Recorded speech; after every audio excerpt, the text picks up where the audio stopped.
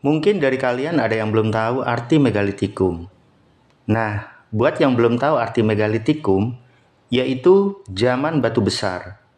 Berabad-abad tahun yang lalu, manusia menggunakan bahan dasar batu yang berukuran besar untuk membantu segala kebutuhannya. Pas banget nih viewers, ada salah satu tempat di Bondowoso yang menampung penemuan dari berbagai macam peninggalan pada zaman tersebut. Namanya Pusat Informasi Megalitikum.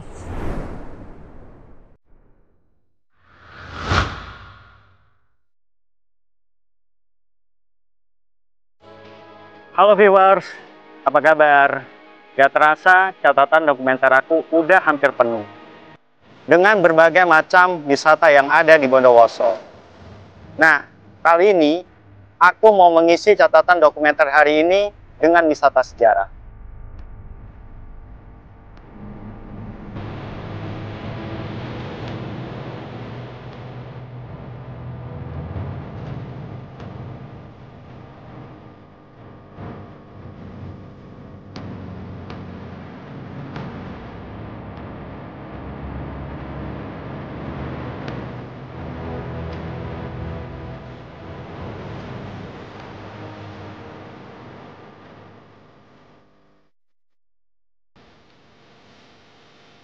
Wisata sejarah kali ini nggak main-main viewers. Karena wisata sejarah yang bakal kita bahas yaitu sejarah peninggalan zaman purbakala. Pastinya kalian belum lahir kan? Kalau gitu sama, aku juga belum lahir. Langsung aja yuk, on the way lokasi.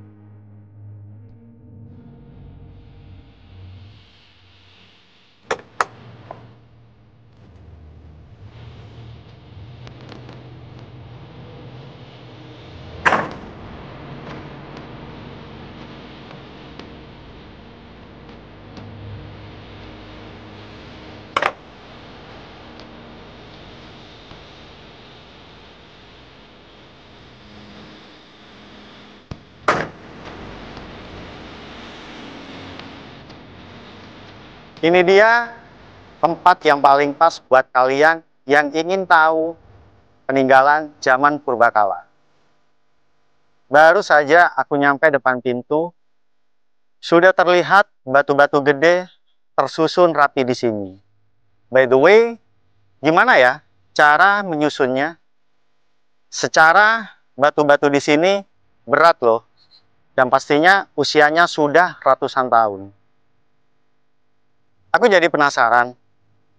Kalau gitu, kita keliling dulu yuk, sambil aku foto-foto beberapa batu unik yang ada di sini.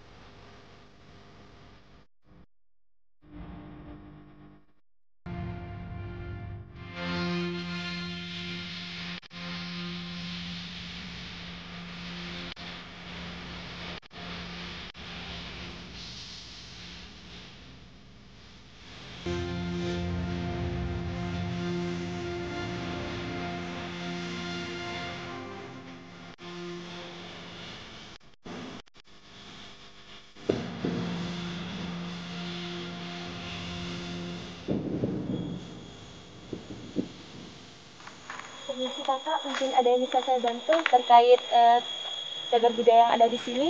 Iya. Kalau boleh tahu, dengan Kak siapa? Ya, perkenalkan nama saya Siska, saya merupakan petugas di Pusat Informasi Megalitikum Bondowoso.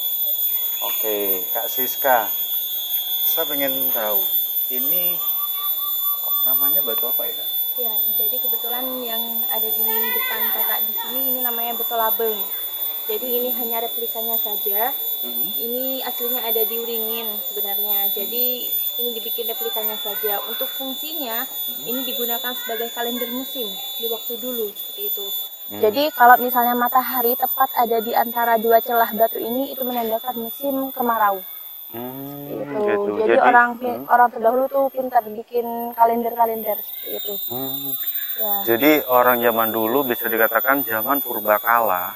Jadi kan masih belum ada kalender, Iya, benar. belum ada sesuatu yang berbau digital. Iya. Jadi untuk menentukan hari atau kondisi atau cuaca itu bisa pakai ini ya, Iya, benar. musim itu sendiri ya. Kalender musim.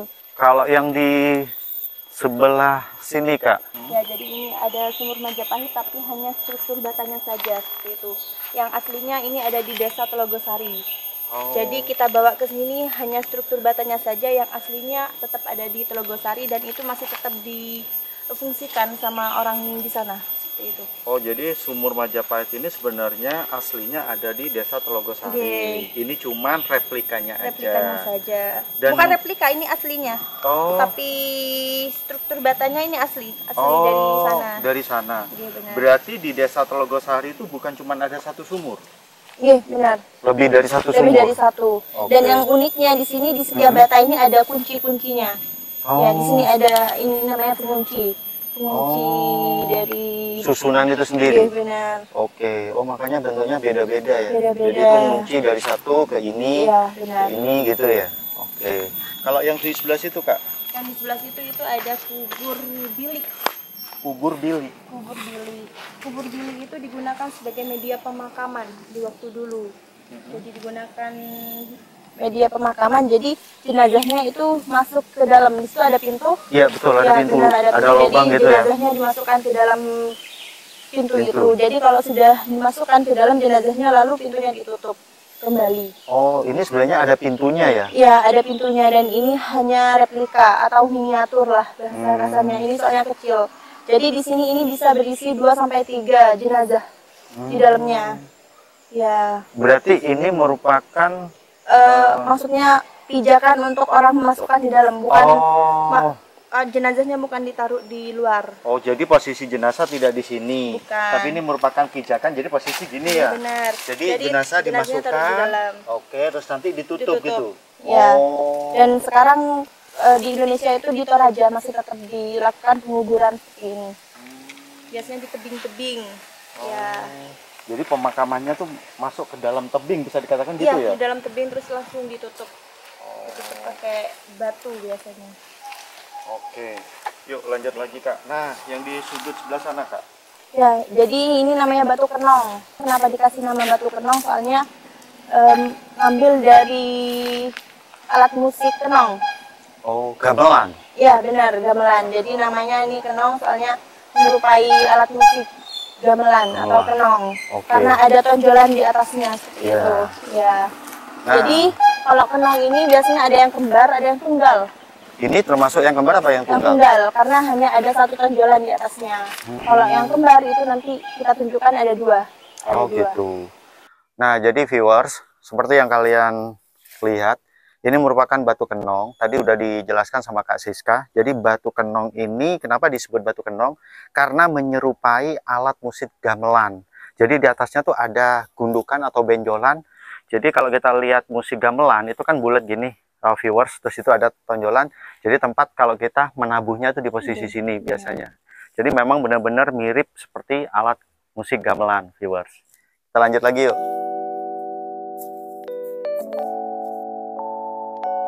Nah, ini batu apa, Kak? Ya, jadi ini namanya batu sarkofagus. Sarkofagus. Iya, benar. Oke, fungsinya untuk apa? Fungsinya ini sama halnya kayak batu dolmen sama kubur bilik tadi, digunakan sebagai media penguburan di waktu dulu. Tapi bedanya di sini jenazah yang ada di dalamnya. Kalau yang tadi itu bisa berisi 3 sampai 4 jenazah. Kalau yang di sini hanya ada 1 jenazah di dalamnya. Dan bentuknya juga ada berbeda, sedikit berbeda, soalnya ada wadah sama penutupnya seperti itu. Ya, jadi yang di sebelah sini wadah, di atasnya itu sebagai penutup. Oke, viewers, ini sarkofagus. Jadi ini adalah tempat untuk penguburan jenazah di zaman purbakala. Bedanya, jenazah diletakkan di sini, kemudian ditutup sama batu ini sebagai penutupnya. Kalau yang tadi udah dijelasin, itu di jenazah taruh di bawah, yang dikubur bilik juga gitu dimasukkan. Dan itu kalau dikubur bilik lebih tepatnya di ini ya, di tebing-tebing. Oke. Yuk lanjut lagi. Di zaman purba itu bisa dikatakan kepercayaan mereka adalah animisme, dinamisme ya. Mereka menyembah nenek moyang. Termasuk berhala ya, batu-batu ya. Batu-batu. Kalau yang ini, Kak? Sama, ini dolmen, ini juga dolmen. Jadi ciri-cirinya dolmen itu ada kaki-kaki kecil, di bawahnya sebagai penyanggahnya, terus di atasnya itu sebagai meja batunya. Medianya? Iya, meja batu di atasnya. Oke. Terus di sini ada batu dakon. Kenapa kok dikasih nama batu dakon? Soalnya menyerupai itu permainan dakon. Ya, ada lubang-lubangnya seperti itu. Jadi ini kita ambil dari desa Telogosari, terus kita amankan ke sini dikarenakan kondisinya mengkhawatirkan. Soalnya digunakan sebagai alas untuk mencuci pakaian di sungai. Ya, jadi kita bawa ke sini seperti itu. Ini digunakan sebagai kalender bercocok tanam. Jadi kalau misalnya bolongan-bolongannya ini sudah terisi sama air, itu menandakan musim penghujan. Kalau misalnya bolongan-bolongannya itu tidak terisi sama air, itu menandakan musim kemarau. Gitu. Oke. Jadi batu ini sebagai petanda musim hujan. Ya, bercocok tanam. Bercocok tanam. Jadi kalau misalnya sudah terisi air, itu berarti menandakan udah waktunya nih bercocok tanam. Gitu. Oke, tapi memang benar ya, viewers, batu ini menyerupai alat permainan tradisional. Dan dulu waktu aku masih kecil juga ada yang namanya dakon. Jadi mirip banget. Jadi itu istilahnya kayak ada biji sawo, itu ditaruh sini, situ, kayak gitu. Tapi bedanya yang ini bukan untuk tempat bermain dakon ya Kak? Iya benar. Jadi untuk mengisi air dari tetesan air hujan. Oke. Jadi memang harus tetesan air hujan sebagai penanda, bukan kita ya, bukan masyarakat waktu itu yang ngasih ya. Iya benar. Oke. Yuk lanjut lagi Kak. Kak, tadi aku begitu nyampe, habis parkir mobil, aku fokus sama batu yang menyerupai patung. Ini sebenarnya batu apa Kak? Ya, jadi ini sebenarnya hanya replikanya saja ya. Kalau aslinya itu kita ada di Museum Putampilar Sidoarjo. Oke. Ya, jadi ini namanya arca megalit. Kalau bahasa ilmiahnya ini arca megalit. Kalau orang sini menyebutkannya itu namanya batu jei. Tahu jei? Kakung ya? Ya, Yangkung benar. ya? Ya, jadi ini batu kakek lah kalau orang sini menyebutkannya. Kita juga punya yang perempuan, namanya batu nyai seperti itu. Tapi letaknya sedikit jauh dari sini seperti itu.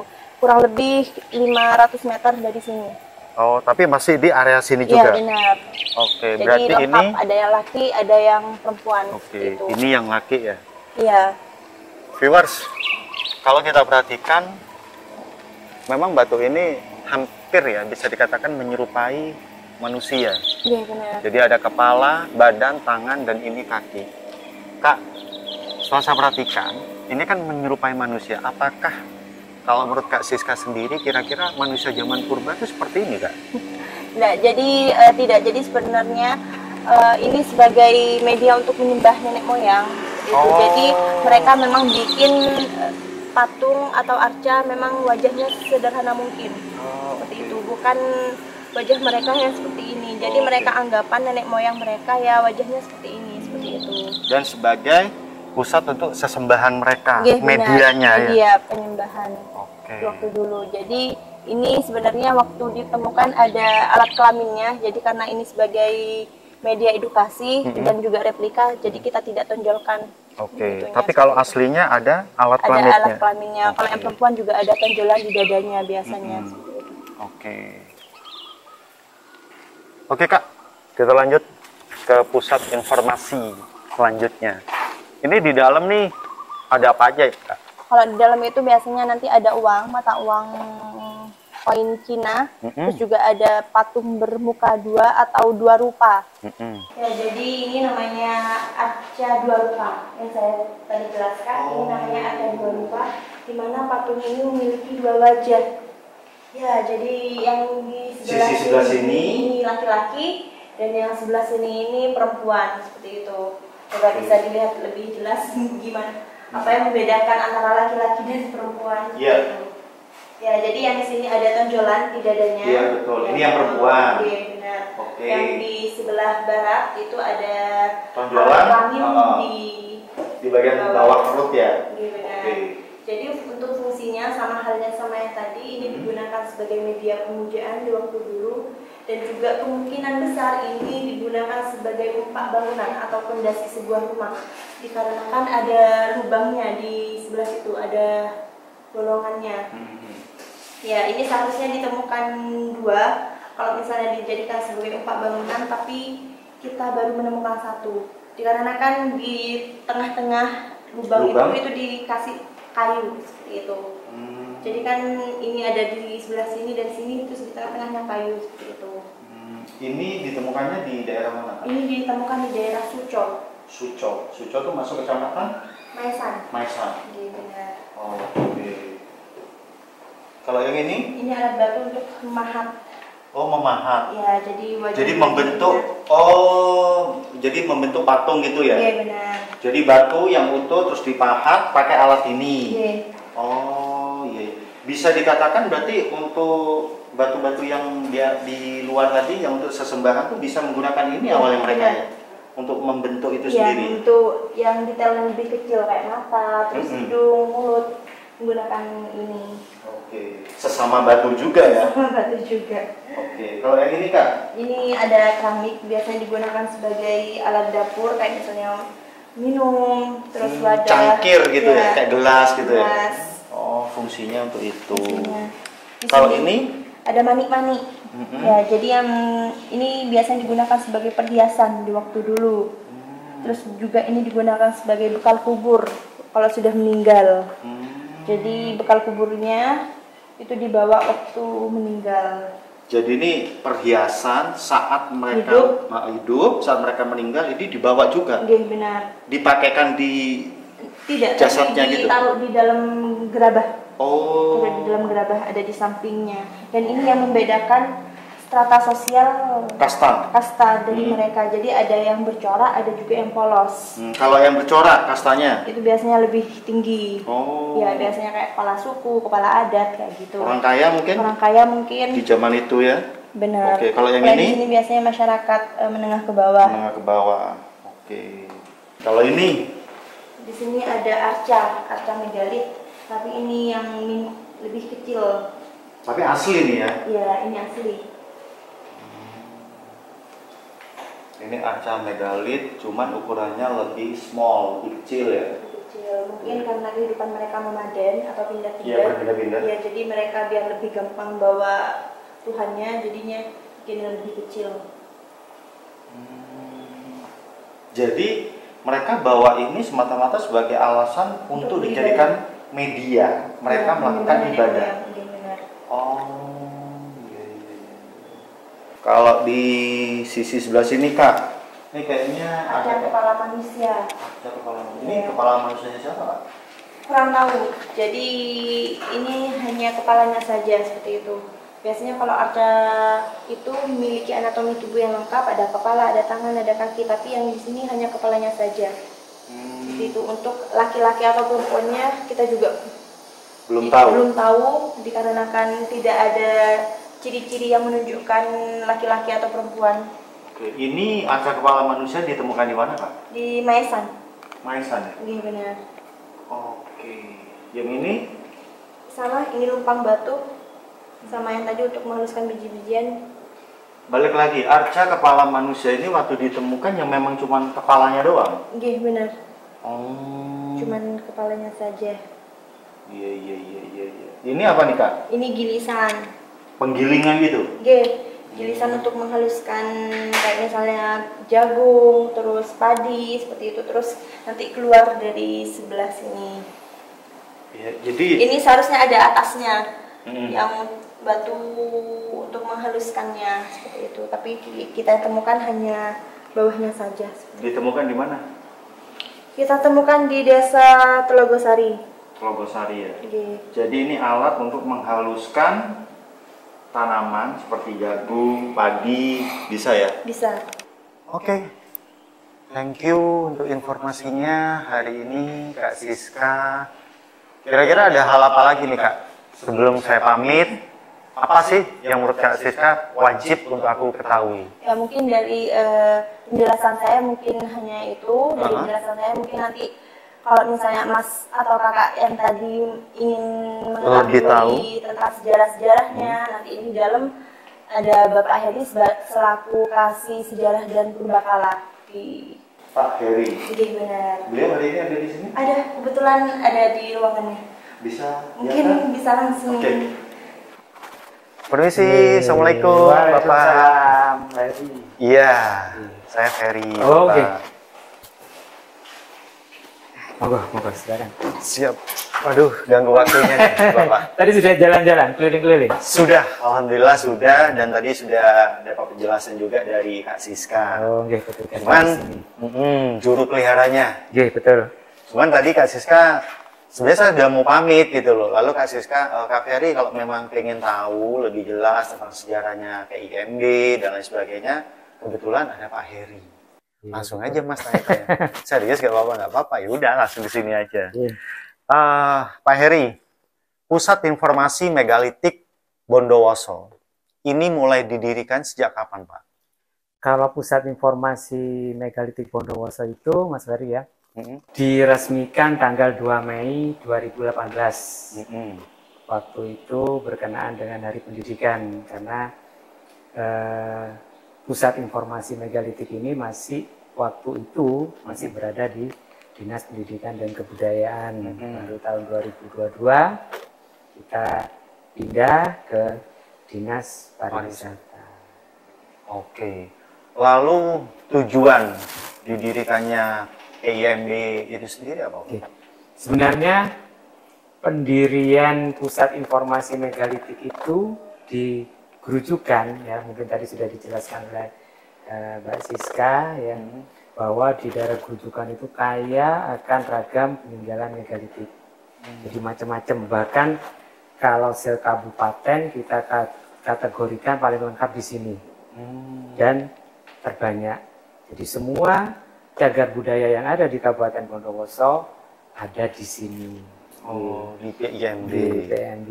Makanya waktu itu pemerintah daerah Pemkab Bondowoso berupaya untuk membangun pusat informasi, karena untuk pembangunan museum mungkin waktu itu masih terlalu jauh.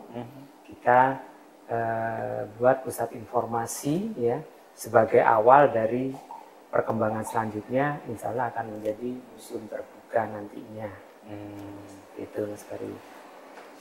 Dan KIMB itu sendiri merupakan ini ya, salah satu cagar budaya, kalau nggak keliru itu nomor 2 di Jawa Timur. Ada Trawulan ya. Untuk megalitnya memang kita yang paling banyak, Bondowoso paling banyak sebarannya, kemudian paling lengkap ya. Sehingga pusat informasi megalitik ini sebenarnya tujuannya itu ada 3 waktu itu ya, sebagai heritage ya, tempat perlindungan cagar budaya yang ada di Bondowoso, kemudian yang ada di Pekauman ya, karena banyaknya industri, Pekauman juga menjadi apa ya, bagian dari upaya perlindungannya. Jadi ketika ada industri, ada beberapa benda-benda dari hasil industri, temuan-temuan itu dari pengembangan pabrik itu ditempatkan di sini, jadi heritage-nya. Kemudian ada edukasi. Kita berupaya pusat informasi megalitik ini sebagai media pendidikan bagi anak-anak sekolah, bagi pelajar, kemudian bagi akademisi, bagi para peneliti ya. Jadi karena kita tahu bahwa sejak zaman Belanda, Mas Ferry, ketika 1891 pun itu Bondowoso sudah menjadi pusat penelitian prasejarah, khususnya megalitik. Jadi ini merupakan apa ya, suatu yang luar biasa sebenarnya. Jadi monggo nanti kita sama pemerintah daerah berusaha untuk mengembangkan pusat informasi megalitik ini menjadi museum. Jadi, yang ketiga sebagai informasi. Jadi di sini ini adalah merupakan tempat informasi. Jadi seperti Mas Ferry datang ke sini, betul, ya, kan sudah nanti dijelaskan sama petugasnya, ada Mbak Siska, ada Mas Mega menjelaskan keseluruhan, ya. Jadi apabila Mas Ferry ingin ke lokasi yang sesungguhnya, nanti biasanya diberi nomor HP petugas yang ada di sana. Cupel di sana. Juru bicara yang ada di sana. Jadi itu informasi, karena pusat informasi di sini ini adalah mewakili cagar budaya yang ada di Kabupaten Bondowoso. Oke. Pak Heri, selain peninggalan zaman purbakala, khususnya megalitik yang ada di sini, di daerah Bondowoso saya dapat informasi dari Kak Siska, ada beberapa yang masih belum dipindahkan ke sini.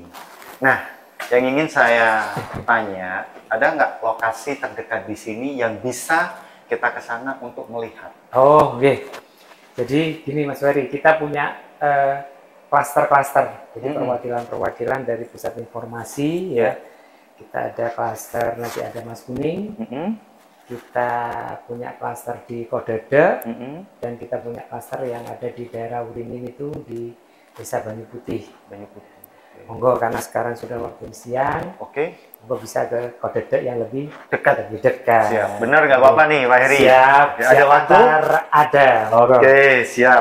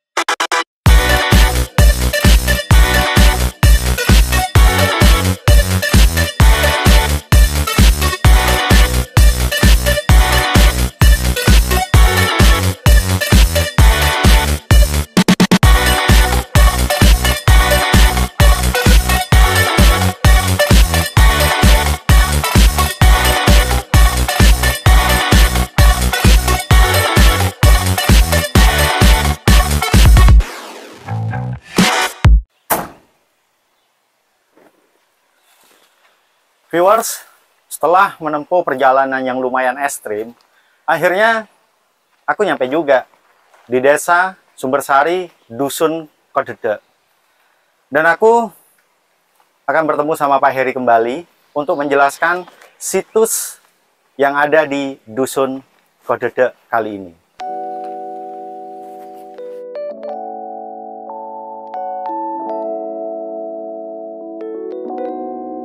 Yes. Aduh, Pak Heri, gimana perjalanannya? Luar biasa, serius nih. Aku nggak nyangka kalau treknya bakal se-ekstrim ini. Ayo, monggo, dalam. Ya untung aja Pak Heri, aku pakai Jeep terus 4x4, 4-wheel drive, jadi ya aman.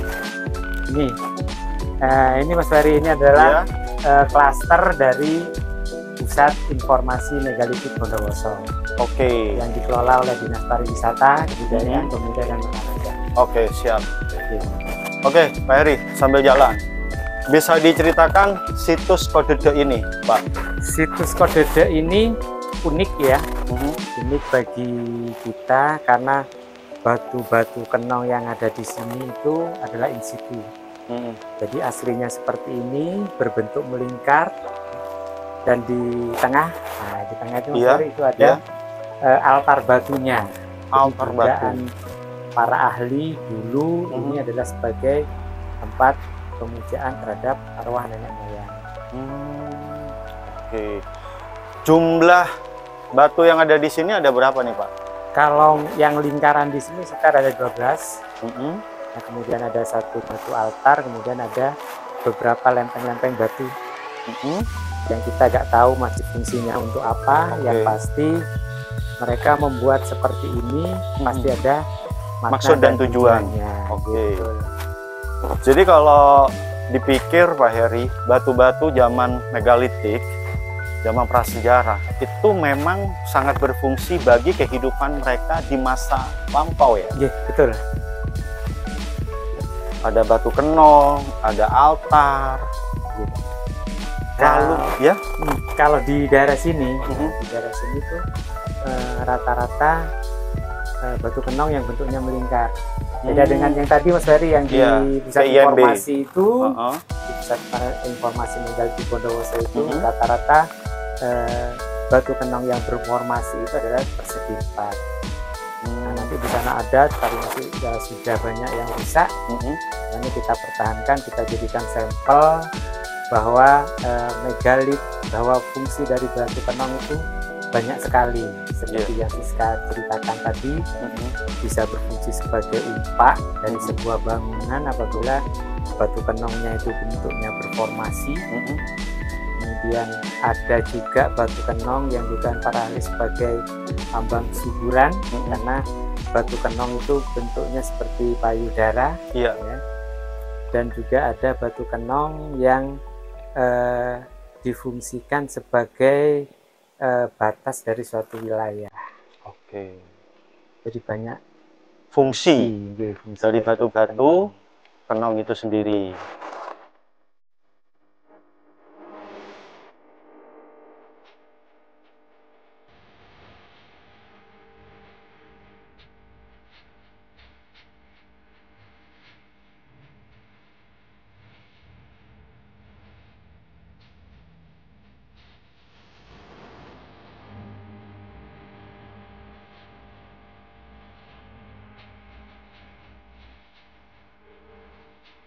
Viewers, seperti yang kalian lihat, tepat aku duduk, ini merupakan batu altar yang sudah disampaikan oleh Pak Heri tadi. Bentuknya lumayan lebar, seperti ini. Dan di zaman purbakala, khususnya di zaman batu atau megalitik, batu-batu seperti ini sangat berfungsi sekali buat mereka-mereka yang hidup di zaman purbakala.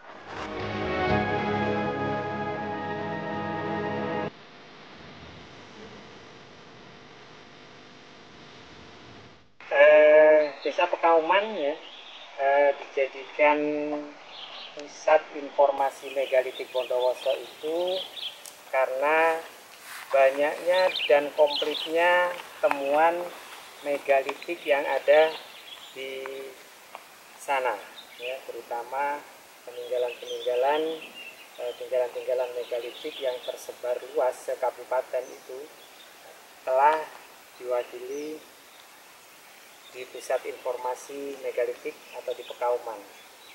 Sebenarnya peninggalan-peninggalan megalitik yang ada di Pekauman, kemudian peninggalan-peninggalan megalitik yang ada di Kabupaten Bondowoso sudah jelas ya. Jadi dilihat dari bentuknya, ya, dari proses olahannya dan aktivitas manusia pada masa lalu, sehingga benda-benda yang ada di sana bisa dijadikan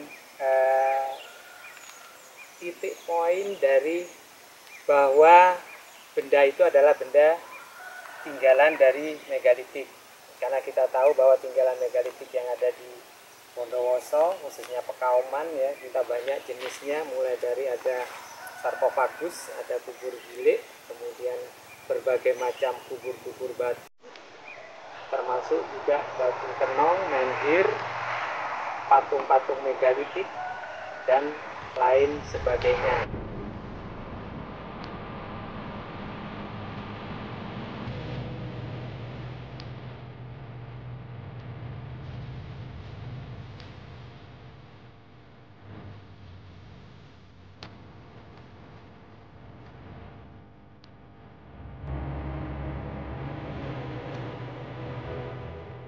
dalam upaya pelestarian, kemudian pengembangan dan pemanfaatan cagar budaya. Jadi dalam upaya pelestarian kita juga dalam peningkatan sumber daya manusia ya, SDM untuk juru pelihara, kita sudah melakukan banyak sekali kegiatan-kegiatan sosialisasi, kemudian kegiatan-kegiatan BIMTEK untuk juru pelihara. Kemudian dengan masyarakat kita juga sudah sering melakukan kegiatan-kegiatan sosialisasi yang berhubungan dengan upaya pelestarian terhadap masyarakat sekitar. Begitu juga di dunia pendidikan. Dunia pendidikan juga seperti itu. Setiap tahun kita selalu melakukan peningkatan SDM agar masyarakat, agar dunia pendidikan tahu pentingnya cagar budaya, dan Bondowoso kaya akan tinggalan megalitik. Untuk mencapai target agar pusat informasi megalitik di Bondowoso itu terkenal, maka yang kita lakukan adalah pelestarian cagar budaya yang berbasis masyarakat. Ya, kita manfaatkan masyarakat sekitar agar juga dilibatkan dalam upaya pelestarian cagar budaya.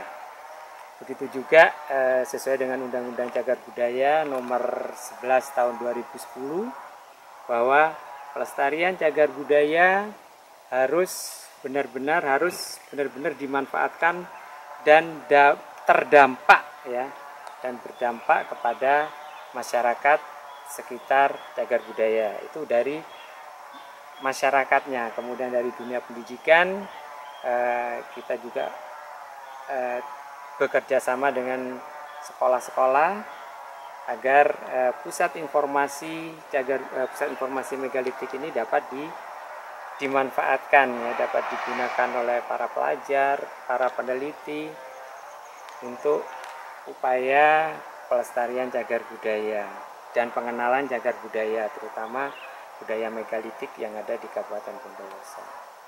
Kami dari pihak pemerintah Kabupaten Bondowoso yang pertama agar pelestarian cagar budaya benar-benar dapat meningkatkan taraf hidup masyarakat Kabupaten Bondowoso.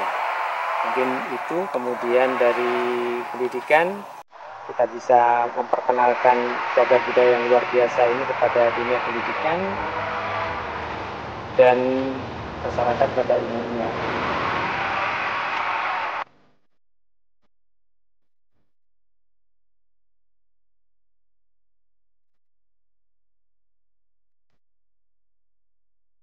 Pak Heri, terima kasih banyak atas supportnya. Semoga kita bisa bertemu lagi. Siap. Di lain waktu. Oke. Selamat. Selamat menempuh perjalanan yang luar biasa ekstrim pastinya. Oke. Dan sunat-sunkan ke pusat informasi. Siap, Pak Heri. Terima kasih.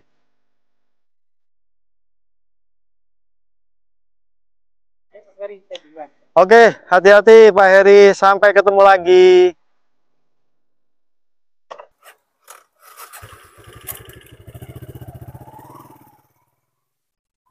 Akhirnya pengetahuanku bertambah.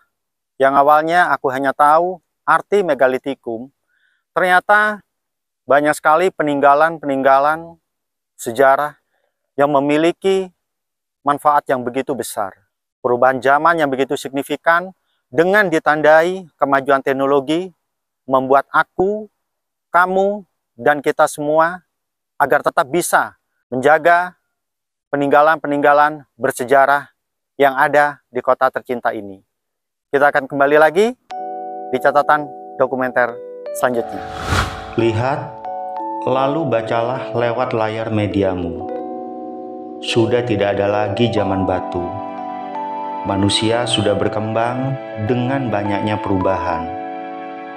Jika kita sadar apa makna dari batu-batu peninggalan di zaman purba, pasti kita jauh lebih bersyukur karena tidak lahir di zaman tersebut. Hari ini dan seterusnya, tugas kita sebagai manusia cukup tinggal mengeja makna budayanya, menjalani zaman yang beraneka ragam lalu mengingat asal-usul agar lebih bijaksana.